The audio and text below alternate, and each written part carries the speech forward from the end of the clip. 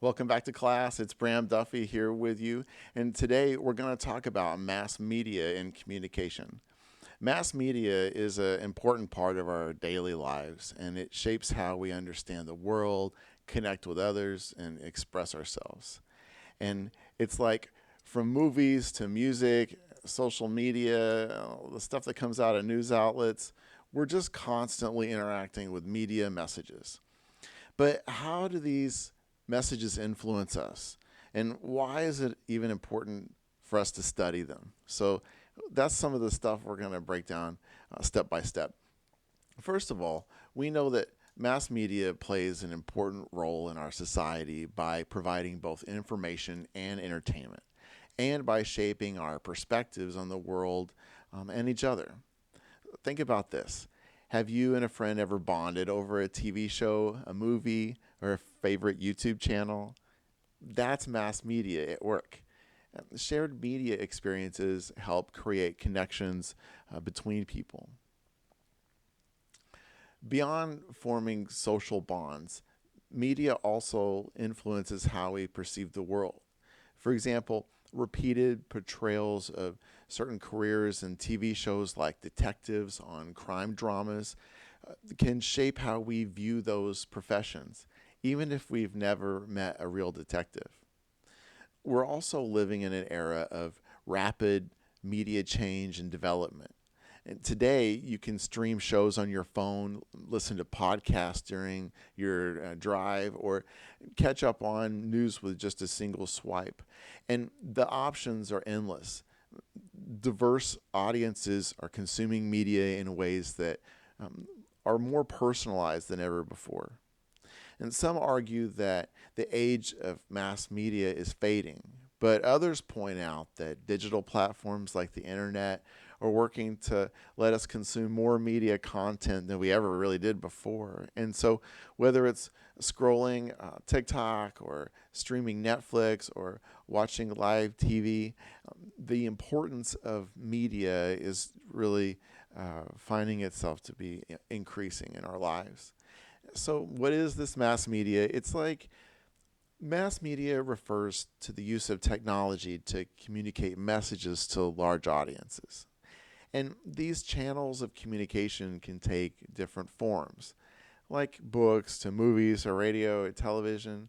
It's like first we know that newspapers were one of the first forms of media that were designed for mass communication. And while many traditional newspapers operate online now, they are still an important source of information for millions, especially when we can look at particular genres like politics or local news.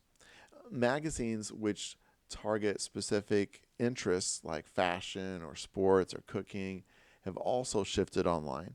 But that's just made it easier for readers to access that content.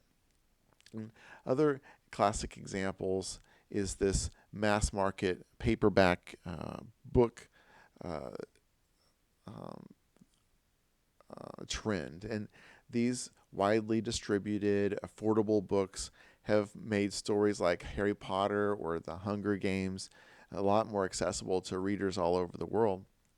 And there are movies out there, right? And those movies don't just entertain us, but also shape our cultures. And so it doesn't matter if it's like a Superman movie or a film like Frozen. There are just great examples out there of how movies can unite audiences globally. Radio was once a tool mostly for military communication, and now it connects people through music and talk show and news. And today, you might stream your favorite news station online or download one of their podcasts on a niche topic like true crime or health tips. And of course, we can't forget television when we're looking at this, right? Because a long-standing medium um, that remains central to our consumption is really put into this box that's known as the television, right? And so a lot of people have cut the cord and canceled cable. Folks still binge watch stuff through streaming devices like Hulu or Disney Plus or whatever. And so these digital platforms are basically the new version of TV. Um, Mass media also includes these other technologies like ebooks and streaming music services and even social media platforms. And at its core, mass media works to inform, entertain, and connect people on a massive scale. And so, media messages are powerful, but those messages don't always impact people the same way. People actively engage with media, choosing what they're going to watch and how they're going to interpret it. And one model used to describe this interaction is the linear model. And when we say linear, that suggests a one-way flow of information from sender to the receiver. So, for example, a news anchor that delivers the evening report and the audience absorbs that information.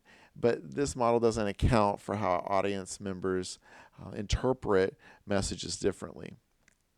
And so scholars have studied mass media effects to better understand these interactions. So, for instance, research has shown that radio often reinforces beliefs that people already hold instead of just forming new ones. And kind of like that, movies, advertisements, social media posts, all this kind of stuff that even puts out things about beauty standards can be something that influence how people view their own bodies.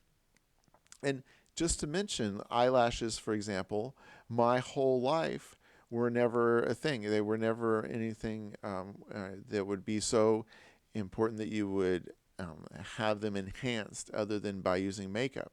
And so these are things that are changing with culture, and this didn't happen in isolation, right? These changes of what we think for beauty standards are influenced this way.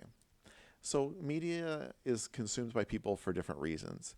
So there's this thing called the uses and gratifications theory, and it explains what we set out media to satisfy specific needs, like staying informed or finding entertainment or connecting with others.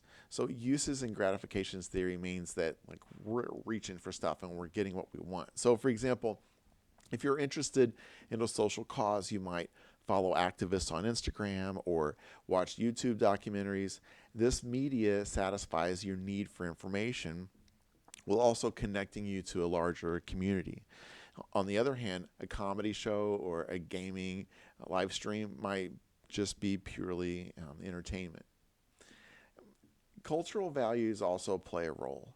And so what's popular in one country might not resonate with audiences in another country. So, for instance, some kinds of films are hugely successful in one country, but in another country, they may not hit so well. So it's important also to think through the fact that it's important to know that we just don't passively accept everything that media is giving us. We can resist media messages that don't align with our values or our attempt to share our identities in ways that we don't like. So, for instance, frequent portrayals of these unrealistic beauty standards that you might see on social media, that's something that could lead some viewers to reject the ideals that they previously had and seek content that promotes body positivity instead. One example that I think is interesting is that you know that once you look at something, then it's frequently repeated back to you, right? So if you show an interest in something, and I don't have thinning hair and I don't have a need to get a hair, a product, but I found on social media that they can make a tattoo on a man's head that looks like just a really short haircut. And I was intrigued by that because it looked real. It looked like these guys that were previously shiny bald could have a haircut that looks just like a tight military cut. And even if it looks like even if you touch it, you can't really tell.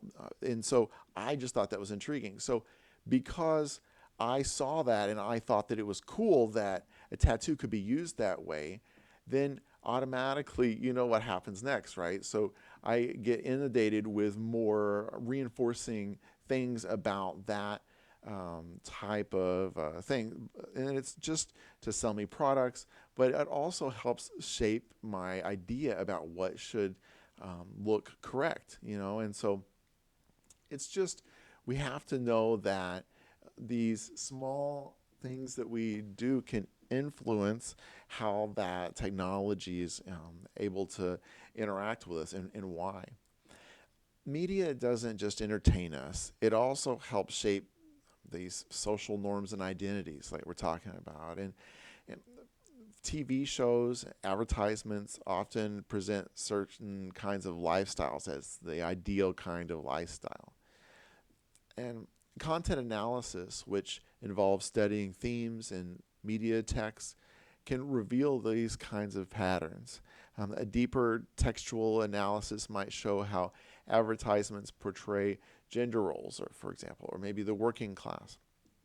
For example, also, if you think about commercials for cleaning products, many still depict women as the primary homemakers. This is just stuff that reinforces traditional gender stereotypes, and that's fine. But we have to realize that there is this whirlwind of different ideas that marketers have to try to reach different groups.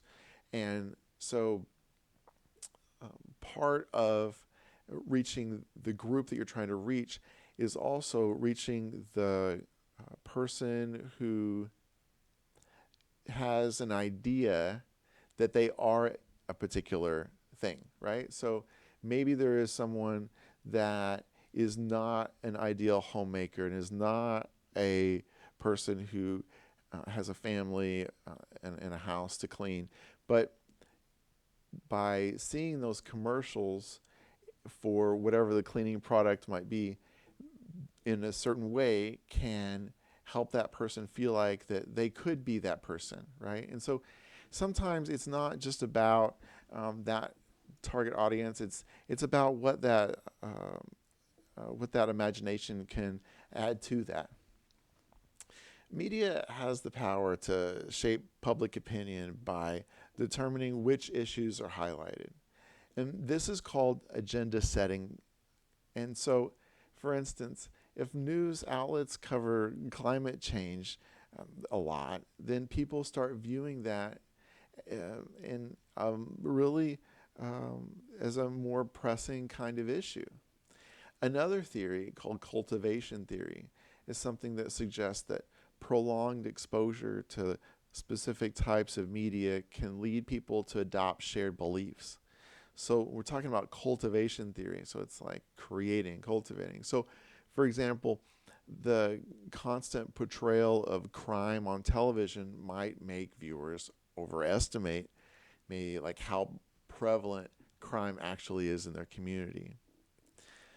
So we have to cross-reference this and at least address ethics, because media has a tremendous impact on ethics, and with that power, of course, comes responsibility.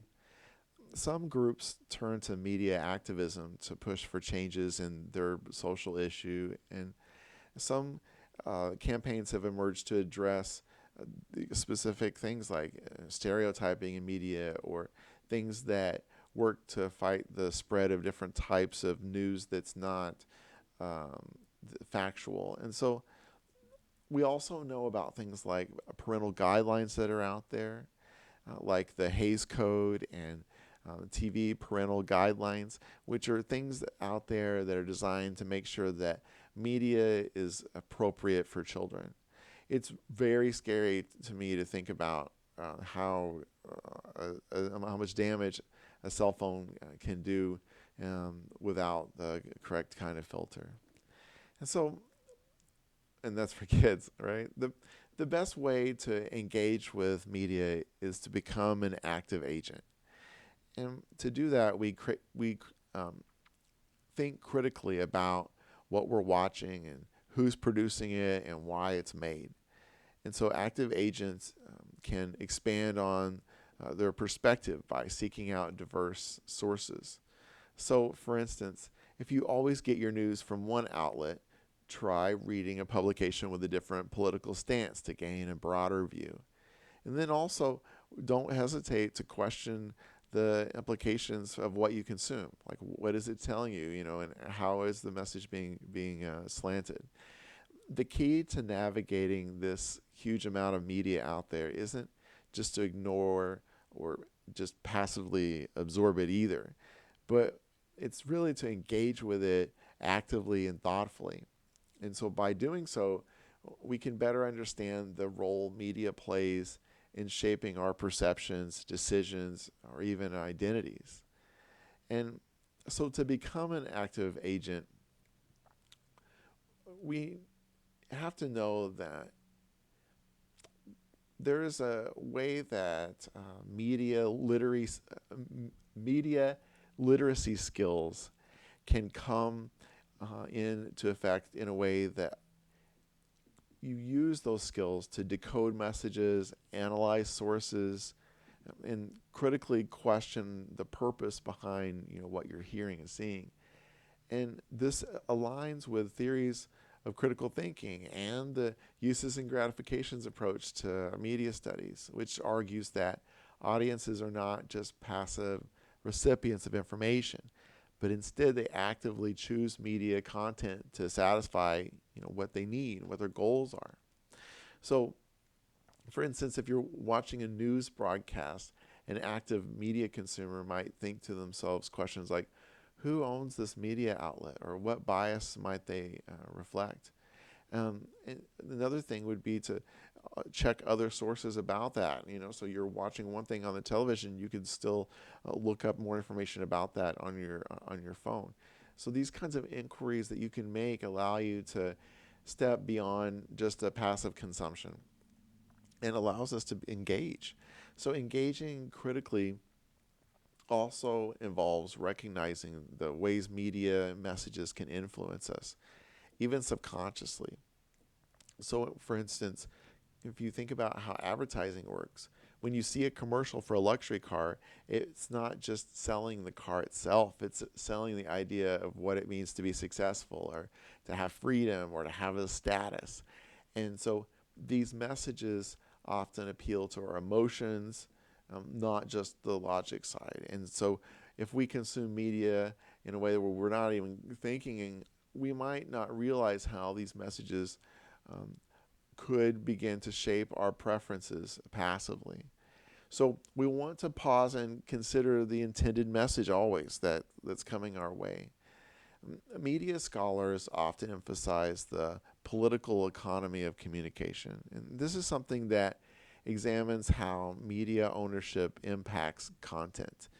The vast majority of content we interact with is created by folks or organizations that have specific agendas, whether maybe it's economic or political or ideological. So think about the news media. A station that's funded by the corporate advertising might be reluctant to highlight negative stories about their sponsors. And similarly, a social media platform has an algorithm. And that algorithm might be prioritizing content that increases engagement by the user, but maybe it does that instead of giving you the content that is accurate or beneficial. So to truly be an active agent, we have to familiarize ourselves with different power structures. So imagine that you are browsing your Twitter or Instagram feed. A critical consumer would notice not just the content, but also think about how that algorithm selects what to show you and why. And has that platform decided to give you this particular information because it thinks that this thing is the most important thing to you? Did you make that choice, or did that choice get shaped partly by that algorithm? So these are interesting things to consider when we have to worry about where the messages are that are coming in from. Another important strategy for improving as a media consumer is expanding your perspective. And this step encourages you to step outside your media bubble. And that's a concept that's closely connected to the theory of selective exposure. Selective exposure is set up to mean that individuals seek um, information that aligns with their pre existing beliefs. And at the same time, they avoid sources that challenge them. So, for example, when someone who identifies as politically conservative, that person might just stick to conservative news outlets, whereas a liberal individual might do the same with liberal sources. So each group is just looking at information that is reinforcing itself. And so while it's comforting to surround yourself with information that affirms your beliefs, it really prevents folks from getting a full, nuanced perspective of any issue. And so a more effective approach would be to deliberately seek out diverse kinds of viewpoints. Like if you regularly watch a cable news channel, then what would it be like to seek out a channel that would show a different perspective? Doing this doesn't mean that you agree with the opposing perspectives, but really it enriches your understanding of the issue because it exposes you to the complexity. And when we consume media, we're not just acting in isolation. Our habits can have ripple effects on society as a whole. And so if we consider this phenomenon of clickbait, for instance, there are sensational headlines out there that are designed to attract attention and generate advertising revenue. But they often come at the expense of the truth or of depth. And so by clicking on exaggerated or misleading articles, we unintentionally encourage content producers to prioritize the quantity over quality. And so some content reinforces harmful stereotypes or contributes to misinformation. A good example is this rise of deepfakes, which are like these videos altered by artificial intelligence to make people appear to say or do things that they never did. And while it may seem harmless at first glance, these kinds of media out there have the potential to undermine trust in legitimate information. So that makes this a scary, potential environment. Becoming more conscious of ethical dimensions of what we consume lets us make choices that align with our values and can contribute to a healthier media landscape. It's just true that becoming more effective as a media consumer requires active engagement, critical thinking, curiosity, and some bit of ethical responsibility. It also demands that we scrutinize the messages that we encounter. And to do that, we have to question the motives of the people that made what we're seeing and seek diverse perspectives. And so by doing that, we don't just become better informed, but it also helps us take control of how media influences us and the world around us. This process is not always easy or comfortable, but it's important for anyone who wants to be more than just a passive participant in this media environment of today. So I want you to think about your own media habits this week. What do you consume and how? Are you seeking diverse perspectives? Are you asking the critical questions that we talked about? If you are a trusted consumer of news and information, then you may be seen as a thought leader. A thought leader doesn't need to be a public figure or someone with a million followers. In fact, some of the most impactful thought leaders can be found in our everyday lives, like within a friend group. But it's that friend that others turn to because they trust them to provide reliable information and to guide conversations. Often this happens because the friend has demonstrated qualities that we talk about, like critical thinking or ethical responsibility or an openness to diverse perspectives. This also could just be that this person is trusted because that person has other qualities that are looked up to, and maybe this person wants to. Maybe if you have some small amount of jealousy, if you want to be like someone, then it adds to that trust, and so you can have a tendency to believe and trust their filter of information. And this trust is especially important when others in the group are passive media consumers. And if those people are passive and aren't engaging critically with information, then it's easy just to be overwhelmed by the sheer volume of it. So it's sort of like being a passive listener can be overwhelming, and really the person that's ready to dig into figuring things out can find it to be less overwhelming, strangely enough. And it's just because of the sheer volume of what's out there. But there is this role that's out there. It's this informal thought leader role, and it does hinge on critical thinking, because rather than simply repackaging everything that the thought leader takes in, the thought leader should be actively evaluating the quality and intent behind that information, like questioning, what where it came from and what it's about. Because when you, as a thought leader, share information as it coming through you as the filter, then there is a new kind of ethical responsibility. Like if a friend understands that they're relied upon as the source of information, that then that role can be taken seriously. And so I think about politics and the folks who align with me when it comes to politics.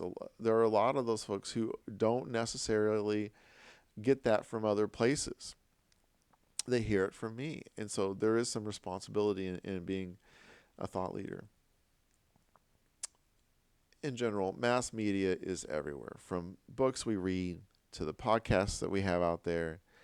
But by understanding how media works and the different intentions that different players have in the actions that occur to get all that to you, this is all about us thinking, how does this shape the world? And by thinking this through and working to be a more thoughtful consumer, this really adds to our power, our ability to be good communicators and responsible citizens. So I think it's cool that we were able to talk about some of the intentions that are had by different groups, and how we have to think about looking at things from different perspectives, especially when we hear something that's highly politicized, to look at both sides, so that if you are in a position of being the trusted person in the group that people listen to, that you'll be able to be the thought leader that you want to be. So thanks for hanging out with me today, and I look forward to reading your discussion posts.